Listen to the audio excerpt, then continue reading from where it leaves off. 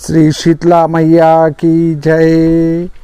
देखिए, आज हम शीतला माता के ऊपर चर्चा करेंगे। शीतला माता का पहले मैं आपको स्तोत्र बताता हूँ। शीतला स्तोत्र होता है ये। वंदे अहम शीतलां देवीं रासभस्थां दिगंबरां मार्जनी कलशोपेतां शूर्पालंकृतमस्तकां। ये शीतला माता का स्तोत्र है। एक बार और आप सुन सकते हैं। वंदे अहम शीतलां देवीं रासभस्थां दिगंबरां मार्जनी कलशोपेतां शूर्पालंकृतमस्तकां।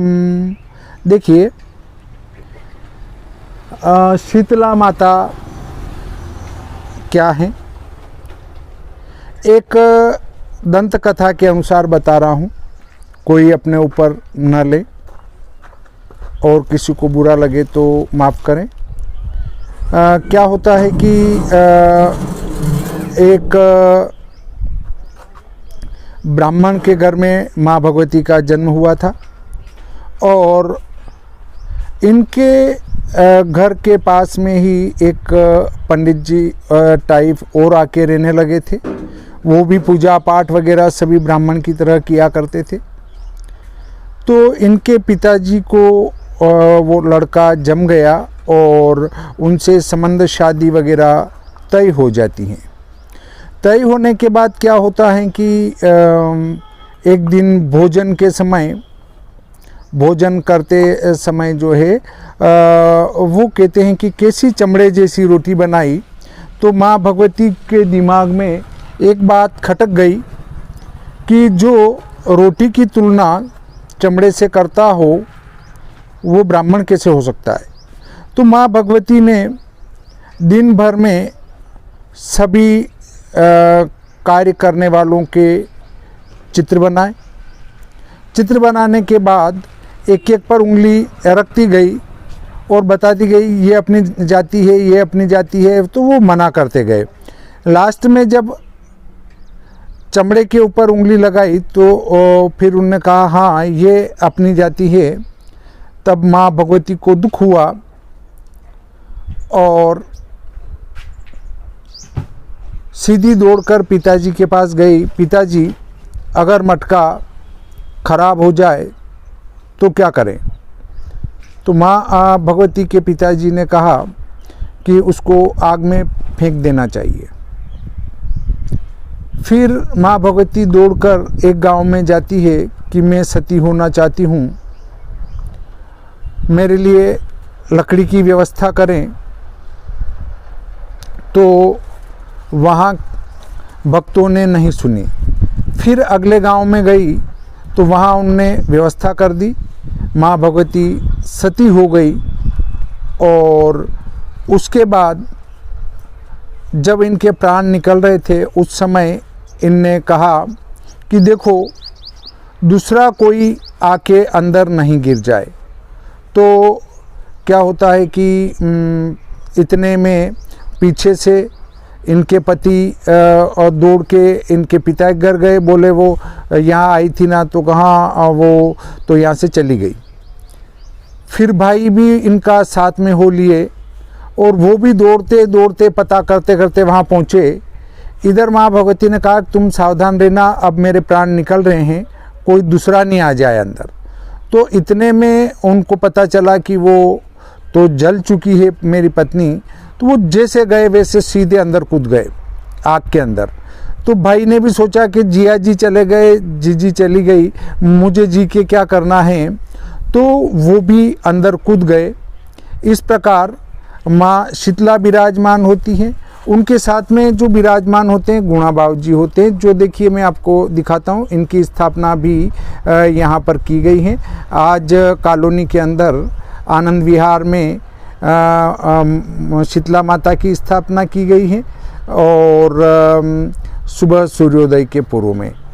तो अब इनके स्वरूप पर विचार करते हैं कि माँ भगवती हाथ में दिगंबर रूप में रहती हैं।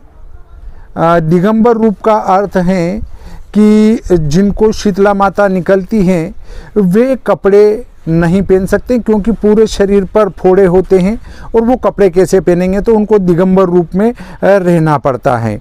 दूसरा, माँ भगवती झाड़ू धारण करती है, अर्थात जब माँ भगवती ने झाड़ू धारण कर लिया अपने पास है तो आप झाड़ू का उपयोग नहीं कर सकते हैं। तो आपके घर में शीतला माता किसी को निकली है तो आप घर में झाड़ू नहीं लगाएं। अगर झाड़ू लगाएंगे और वो कचरा उड़ उड़ कर शीतला माता के जिनको निकली उनके ऊपर जमेगा तो उनकी बीमारी में वृद्धि होगी। दूसरी बात आती है कि माँ भगवती सुपड़ा जिसको कहते हैं वो धारण करती हैं। सुपड़े का अर्थ है कि आप अनाज न फटकारें। माँ भगवती ने सुपड़ा ले लिया है, आप अनाज न फटकारें। अगर आप अनाज फटकारते हैं तो उससे उड़ने वाली धूल उस रोगी को ज़्यादा प्रभावित करेगी और वो ज़्यादा रोगी हो सकता है। उसके बाद माँ भगवती नीम के पत्ते धारण करती हैं, अर्थात उस रोगी को नीम के पत्ते से इलाज करेंगे तो उन फोड़ों में सड़ान नहीं होगी। दूसरा,